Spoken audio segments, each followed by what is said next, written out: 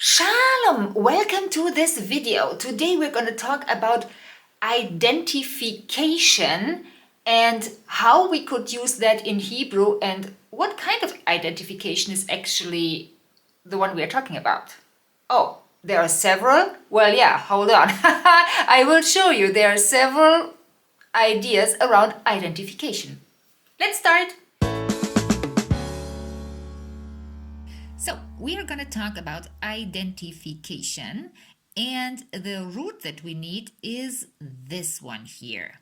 Question: what happens to a verb when the root ends on hey?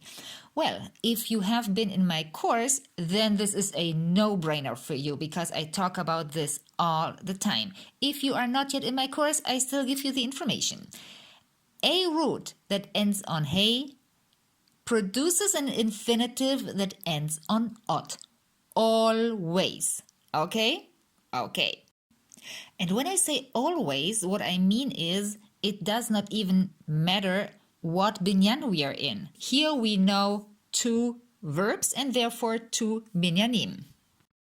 We have here lezahot, which is to identify, to recognize, and then the other one is lehizdahot, which means to identify yourself. Which binyan is the first one and which binyan is the second one? So the first one, e, a, e, it would be normally if we didn't have hey at the end. So here it is e, a, ot. That is PL. Now the other one, lehizdahot, is a little bit more tricky because you cannot see its HITPAEL. But I show you why this is the case. So we start here with PL, lezahot. This is a super important verb if you are a crime junkie like me, where we constantly hear about somebody identifying somebody, recognizing somebody, or everything around that. Let's see, how do we go about it? As I said, it's a root that ends on hey, and when we come to the present tense, then we go like this. Mezahe, mezaha, mezahim, mezahot. So a sentence like, don't you recognize me? You say to a man, atalo mezaheoti, and to a woman you say, atlo mezahaoti. So here you can see it already. The preposition that you need is at. You identify something, which is a direct object. If you want the full conjugation of that verb, please look into the description of this video because I'm leaving you the link where on my website you can download the conjugation sheet. Okay, let's move on. Where there is PL, active voice, normally there is also PUAL. How will that change our conjugation? Here again, this is lezahot, PL, the present tense. Now if we put that into PUAL, in PUAL as well as in HUFAL, you always need vav to get that U sound in there. And this vav we put here, here, here, and here. And now we come to this overview for PUAL. Mezuhe, mezuha, mezuhim, mezuhot. Guys, now 1 second here. This here, the U sound, that is standard. That's a standard for PUAL, right? When you hear PUAL, you have to think directly of how do I get an U sound into that verb. So here we are, mezuhe. Yes, there are people who say mezohe, like more like an O sound. U is the proper standard modern Hebrew.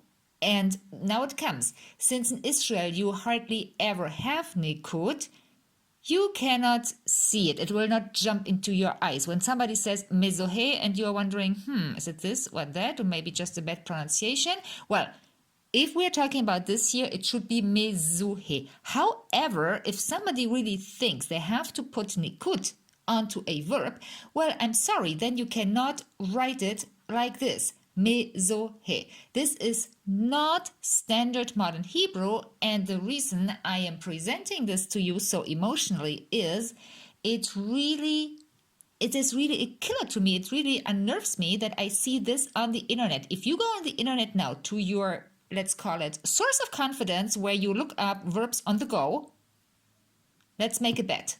You will find mesohe written like this, and this is wrong. The only reliable source, and I tell you, the only source you should use for Hebrew verbs is the Barron's 501 Hebrew verbs.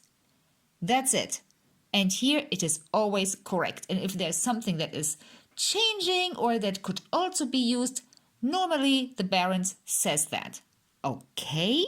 And now we can come to the example. How do you say an unknown number, as in unrecognized, unidentified? Then it is mispar lo mezuhe. I hope you still remember that we actually had two verbs. So we talked about lezahot, and now we talk about the second one, which is lehizdahot. And now the million-dollar question is, what happened here? How did we come to that situation when this is our root? Where is the HITPAEL tav and where's the dalet coming from? Okay, let me show you. So this is the root, right? And what we have learned in the beginning was that when a root ends on he, the infinitive must end on ot. Okay, so when we talk about this, then we agree that here lehizdahot ends on ot. Okay, that part we do not need to discuss again. In order to come from a root, from any root to lehitpael, we need the prefix lehit. Okay, so now we already have two elements of three. The question is, what about the ones in the middle? That means what is left here is sein and he. I will now first write something that is not correct and then we correct it. This here would be a natural conclusion, but it is wrong because lehit can never ever be followed by sein. Never ever. But the solution is very close. What we do now is we exchange the letters. So this sein here, which cannot be together with lehit as we have just learned, goes to where the tav was. You say it's not anymore lehit, it's now lehiz.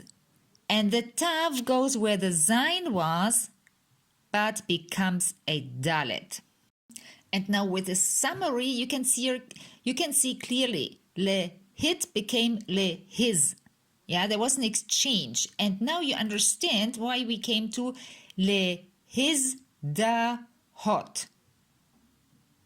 This is the whole spiel behind. And by the way, the HITPAEL dance, I explained that fully in my book. Basically, we are talking about 4 letters that are not able to keep the normal HITPAEL structure up. There are 4 letters, and those 4 letters and what they do and how to do it, this I have in my book, and of course we speak about this in my course. Okay, here the same present tense of lehizdahot, mizdahe, mizdaha, mizdahim, mizdahot. Also here the same. For the full conjugation in all tenses, see the description of the video and there is a link where you can download them. Now we come to the examples. He asked him to identify himself. Hu bikesh mimeno lehizdahot. And if you want to say to identify as, then it is lehizdahot ke. So if it is lehizdahot as a man, then it is lehizdahot ke gever. Or as a woman, keisha. So we have come to an end. I hope this was useful and I hope I see you in the next video. Neshikot, shalom. תודה רבה שצפיתם ונתראה בסרטון הבא.